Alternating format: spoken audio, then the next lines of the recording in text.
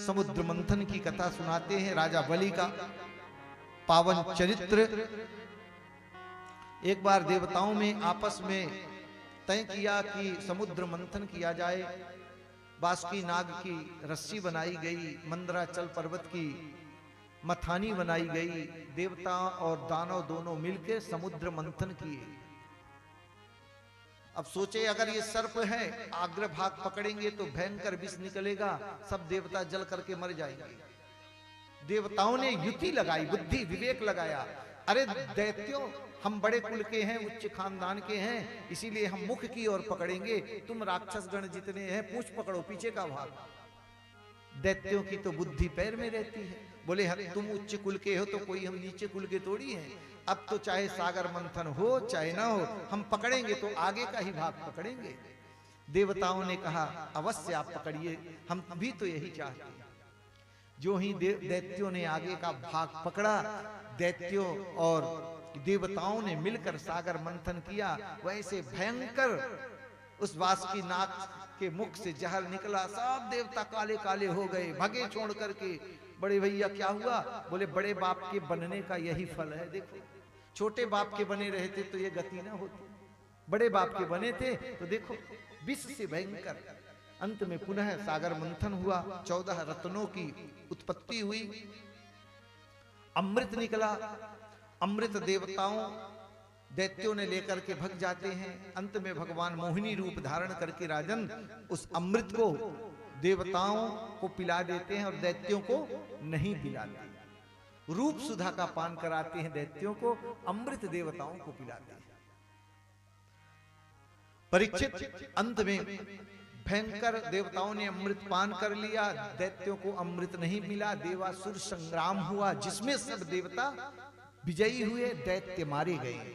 शुक्राचार्य जी ने मृत संजीवनी विद्या के माध्यम से समस्त दैत्यों को पुनः नव जीवन प्रदान किया। दैत्यों के राजा बलि हैं। बलि ने यज्ञ पे यज्ञ करते जा रहे हैं नर्मदा के तट पर सुंदर बैठ के। एक दिन धीरे धीरे समय आता है, समय बढ़ता गया। एक दिन माता उधर देवताओं की जो माता अदिति है बेचारी बड़ी दुखी है। क्यों? क्योंकि उनके जो पुत्र हैं देवता लोग दर दर भटक रहे। बलि ने सबका राज्य छीन लिया था। एक दिन माता अदिति अपने पति कश्यप जी से प्रार्थना करती है, मुझको कोई ऐसा व्रत बताओ जिसको करने से हमको एक बलवान पुत्र की प्राप्ति हो। तब कश्यप जी माता अदिति को एक व्रत बताते हैं जिससे पुत्र की प्राप्ति होती है। कौन सा व्रत? बोले फाल्गुन श्यामले पक्षे द्वादश्याम पयो व्रतः अर्चयेदरविन्दाक्षं भक्त्या परम मान्वितः। पयो व्रत बताया। ये पयो व्रत 12 दिन का व्रत होता है, संतान की प्राप्ति के लिए माताएं करती हैं। भादौ शुक्ल पक्ष द्वादशी के दिन अभिजित मुहूर्त, ये क्या है, फाल्गुन मास में शुक्ल पक्ष से किया जाता है। फागुन के महीने के शुक्ल पक्ष से द्वादशी पर्यंत दूध पी करके यह व्रत किया जाता है 12 दिन का।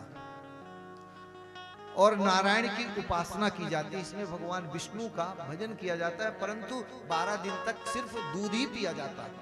चाहे 2 बार पिए, चाहे 4 बार पिए, चाहे 10 बार पिए, चाहे जब तक जितना चाहे पिए, लेकिन दूध के अलावा और अन्य नहीं पान किया जाता है। इसी को कहते हैं पयो व्रत।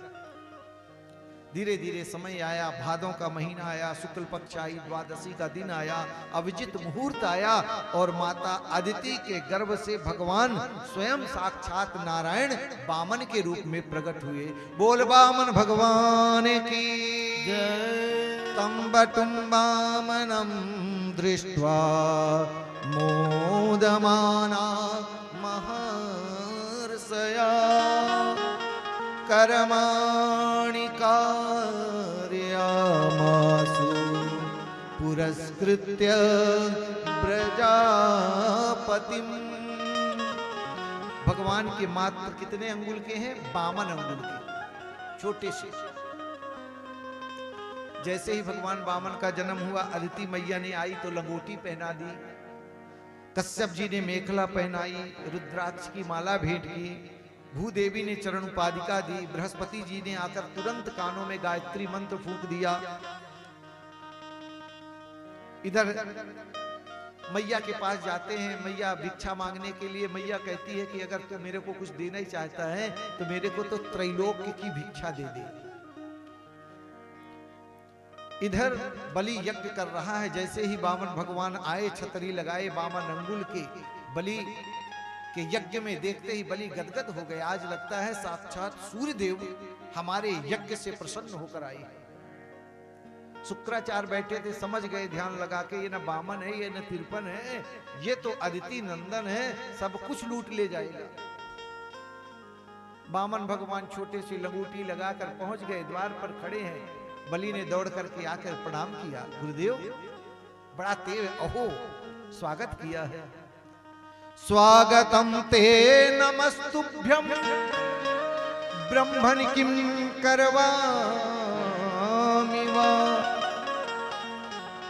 हे ब्राह्मण देवता, आपका स्वागत है, आइए, आपके लिए क्या करूं? वामन भगवान कुछ बोल नहीं रहे। ओहो, आपका यह स्वरूप, सुंदर स्वभाव देख करके तो मेरा मन गदगद है, लगता है मैं सब कुछ लुटा दूं। बोलो क्या चाहते थे? बलि को देख करके गदगद हो रहे हैं वामन भगवान। हे राजन, गांव कांचनम गुणवद्धाम मुष्टम, जो चाहिए मैं दे दूंगा। गांव दे दूंगा, गाय दे दूंगा, खेती के लिए जमीन दे दूंगा। अगर आपका विवाह नहीं हुआ तो विवाह भी करवा दूंगा। वामन भगवान बोले करवा तो दोगे, फिर विवाह के बाद जो जवाबदारी होगी? बलि कहता वो तो जवाबदारी आप ही को निभानी पड़ेगी। अच्छा, तो फिर हम विवाह नहीं करेंगे।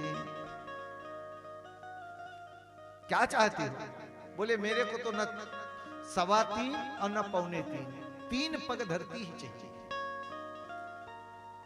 बलि गदगद था, उसने हाथ में जल जैसे ही डालकर संकल्प करने का प्रयास किया। शुक्राचार्य जी महाराज आकर हाथ पकड़ लेते हैं। राजन क्या कर रहे हो? तुम जानते हो ये कौन है? बोले साक्षात नारायण है, अदिति कश्यप नंदन बन करके आए हैं। तुम नहीं जानते, 3 पग में ये सब लूट लेंगे। अच्छा, बलि कहता है महाराज ये सब ले ले, ठीक है, लेकिन इतिहास गवाह है कि आज तक हमारे दैत्य कुल ने सदैव भगवान से मांगा है। आज मैं पहला व्यक्ति होऊंगा जिसके द्वार पर नारायण मांगने आया होगा। तो दाता बड़ा होता है, लेने वाला तो छोटा ही होता है। गुरुदेव बहुत समझाया गुरुदेव ने, अंत में संकल्प करके, और बलि ने 3 पग धरती का दान किया है। प्रभु ने 1 पग में आताल पाताल 14 भुवनात्मक ये ब्रह्मांड, भू भुवः स्वः मह जनः तपः, 7 लोग ऊपर, अतल बितल तलातल रसातल 7 लोग नीचे। प्रभु ने सारे लोगों को परीक्षित माप लिया। तीसरा कदम रखने के लिए जगह नहीं थी। आदेश दिया कि इस दुष्ट को बांध लिया जाए। बलि कहता है एक बार हमको भी बोलने का अवसर दिया जाए। मैं गुनहगार हूं, परंतु एक बार बोलने का अवसर जरूर दे। तब भगवान कहते हैं ठीक है, बोलिए क्या बोलना चाहते हो? बोले एक ही बात पूछना चाहता हूं, धन बड़ा होता है कि धनवान? बोले धनवान बड़ा होता है। तो प्रभु अभी तो आपने धन ही नापा है, धनवान तो बाकी है। तो मैं तो चाहता हूं तीसरा कदम आप मेरे सर पर रख दो। प्रभु ने अपना तीसरा चरण बलि के सर पे रखा है। देवता पुष्प वृष्टि करने लगे। उसी समय नापते समय ब्रह्मा जी ने प्रभु के नख को धुल कर रखा। वही त्रिलोक गामिनी गंगा तीनों लोक को पावन कर रही है। आज बलि के मनोरथ को पूर्ण करा। अंत में आशीर्वाद देते हैं, जाओ सुतल लोक का राजा बनोगे। बलि कहता है एक काम और कर दो। बोले क्या? बोले ऐसा करो प्रभु कि मैं जब घर से बाहर अंदर जाऊं तो मैं द्वार पे आपको देखना चाहता हूं। प्रभु बोलते हैं वॉचमैन बनाना चाहते हो? बोले आप जो समझ लो, लेकिन मैं चाहता हूं। सो प्रभु बलि के यहाँ द्वार पर वॉचमैन बनकर खड़े हो गए। अब अंदर जाए तो भी दर्शन बाहर। अब लक्ष्मी जी वैकुंठ में घबरा रही हैं, क्या करूं।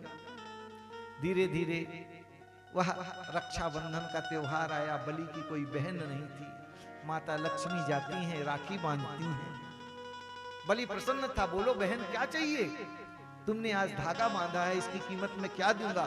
फिर भी लक्ष्मी कहती हैं बस और कुछ नहीं, अपने वॉचमैन को मुझको दे दो।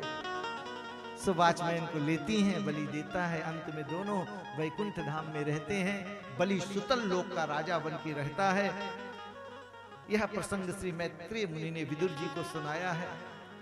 नवम स्कंद में सूर्य वंश की कथा